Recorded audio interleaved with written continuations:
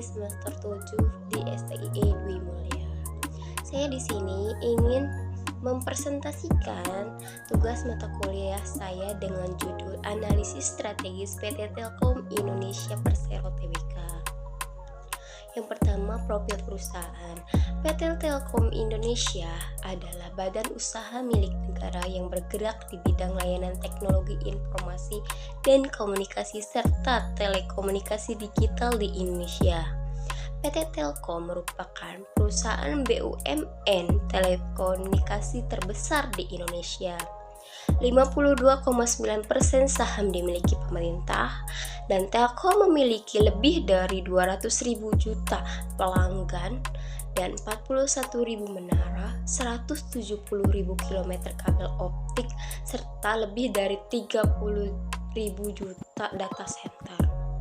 Visi dari Telkom yaitu menjadi digital telco pilihan utama untuk memajukan masyarakat. Misi dari Telkom yaitu ada 3. Yang pertama, membangun infrastruktur digital yang inklusif dan berkelanjutan. Yang kedua, mengembangkan talenta digital unggulan. Yang ketiga, mengorkestrasi ekosistem digital untuk pengalaman pelanggan terbaik. Struktur bisnis perusahaan. Nah, Telkom ini memiliki 8 anak perusahaan. Yang pertama, Telkomsel. Telkomsel memiliki fokus utama yaitu layanan seluler, peluncur 5G pertama di Indonesia. Yang kedua, Telkom Akses. Telkom Akses memiliki fokus utama yang infrastruktur jaringan akses nasional. Yang ketiga, Mitratel. Nah, fokus utama dari Mitratel yaitu menara telekomunikasi terbesar di Indonesia. Yang keempat, Telkom Sigma. Telkom Sigma berfokus pada solusi IT, cloud data center, banking software. Nah, yang kelima itu Telin. Ya, fokus utamanya itu komunikasi internasional dan satelit. Yang keenam yaitu MIDI Ventures. Nah, fokus utamanya scale up inovasi digital masyarakat. Yang ketujuh yaitu Telkometra. Fokus utamanya solusi energi terbarukan untuk infrastruktur. Yang kedelapan, Telkom Infra, yaitu fokus utama ekosistem digital dan data center bersandar tier 4. Analisis PESTEL PT Telkom yaitu pertama, faktor politik. Memiliki dampak strategis dari dokumen pemerintah, regulasi kedaulatan data, stabilitas pasca pemilu. Yang kedua, faktor ekonomi. Dampak strategisnya pertumbuhan ekonomi digital, tekanan inflasi, fluktuasi nilai tukar. Yang ketiga, faktor sosial. Dampak strategisnya yaitu perubahan gaya hidup digital, kesenjangan akses, tuntunan layanan cepat. Yang keempat, teknologi. Nah, dampak strategisnya itu 5G, AI, Big Data, Hyperscale Data Center, dan ancaman siber. Faktor dari lingkungan memiliki dampak strategisnya komitmen energi hijau, prinsip Environmental, Social, and Governance atau ESG. Nah, memiliki prinsip mengutamakan pengolahan limbah yang baik. Legal. Dampak strategisnya yaitu dilindungi oleh Undang-Undang Perlindungan Data Pribadi atau PDP, regulasi Kominfo, lisensi spektrum, pengawasan KPPU, mencegah praktik monopoli. Analisis 5 kekuatan portal. Dari aspek ancaman pendatang baru itu rendah karena hambatan masuk tinggi karena kebutuhan modal besar untuk membuat perusahaan telekomunikasi. Nah, regulasi ketat, loyalitas merek, dan dominasi infrastruktur oleh Telkom. Yang kedua yaitu kekuatan tawar pas pemasok, yaitu memiliki tingkat sedang karena pemasok terbatas namun ada alternatif, standar produk internasional, volume pembelian besar, dan kemampuan integrasi ke belakang. Yang ketiga, aspek tawar pembeli tinggi karena konsumen memiliki banyak pilihan, sensitif terhadap harga, mudah berpindah operator, dan segmen bisnis punya daya tawar tinggi. Yang keempat, ancaman produk substitusi sedang karena OTT, VoLTE, internet satelit, PWA, dan layanan cloud menjadi alternatif, namun konektivitas internet tetap sulit digantikan. Yang kelima, rivalitas kompetitif atau kompetitifnya itu tinggi karena persaingan ketat antar operator, pertumbuhan industri stagnan, produk terkomodifikasi, biaya tetap tinggi, dan hambatan keluar besar. Analisis PREO melihat dari sumber daya kapabilitas. Yang pertama, infrastruktur jaringan memiliki value, return, inevitability organisasi yang baik karena jaringan luas, sulit ditiru atau dikelola oleh unit khusus. Yang kedua, dari brand dan reputasi. Telkom ini memiliki value, return, inevitability, dan organization yang bagus karena brandnya kuat dan terpercaya, sulit ditiru, didukung oleh CSR dan komunikasi korporat.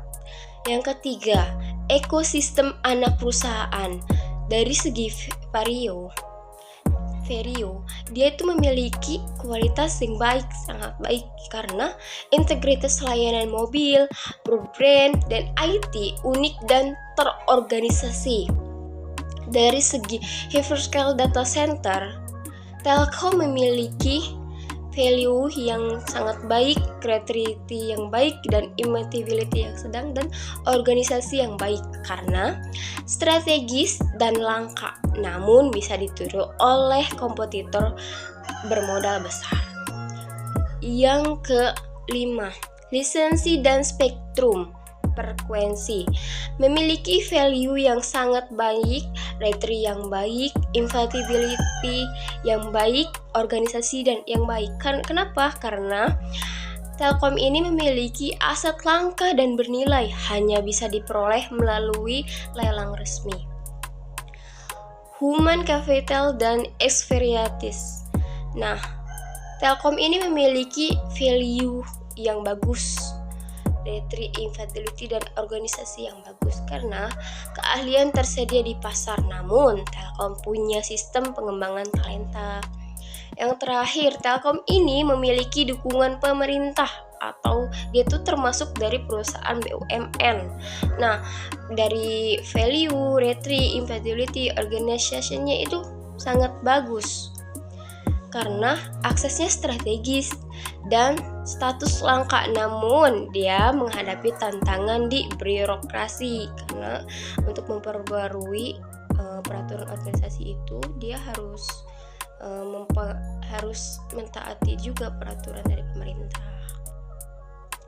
Analisis SWOT. Nah, yang pertama, kekuatan. Telkom ini memiliki infrastruktur terluas dan terkuat, brand dominan, PT Telkom IndiHome.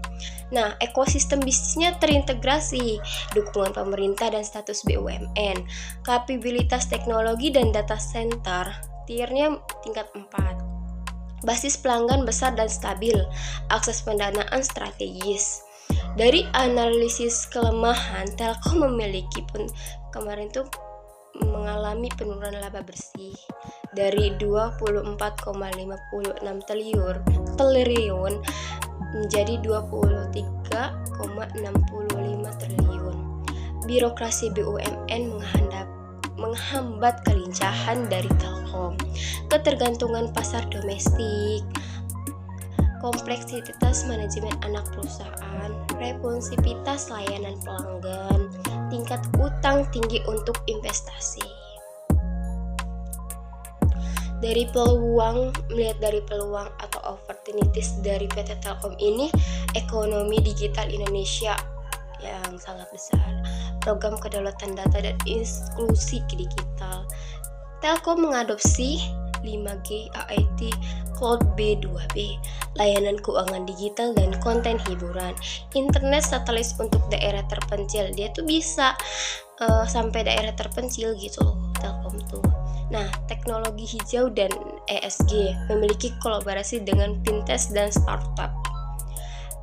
Ancaman dari PT Telkom itu yang pertama, kompetisi harga dan OTT service, Starlink dan hyperscale global, perubahan regulasi dan ancaman siber, tingkat crowdnya tinggi, perlambatan ekonomi, serta intervensi politik dan teknologi 6G. Itu ancamannya. Kesimpulannya, PT Telkom Indonesia unggul dengan jaringan terluas, brand kuat, ekosistem terintegrasi, spektrum frekuensinya luas, dan dukungan pemerintah sebagai BUMN. Meski laba menurun karena persaingan ketat dan ancaman layanan digital baru, Telkom punya peluang besar dari ekonomi digital, 5G, dan transformasi digital. Keberhasilan ke depan bergantung pada kecepatan adaptasi dan reformasi birokrasi internal agar lebih lincah menghadapi tantangan. Jadi, PT Telkom ini memiliki keunggulan yang sangat banyak, yaitu dia jaringan terluas, brand terkuat, ekosistem terintegrasi. Walaupun dia menghadapi banyak tantangan, dia bisa stabil dan dia termasuk perusahaan BUMN telekomunikasi terbesar di nasional. Oke. Cukup sekian dari saya. Bila ada kesalahan saya mohon maaf. Wassalamualaikum warahmatullahi wabarakatuh.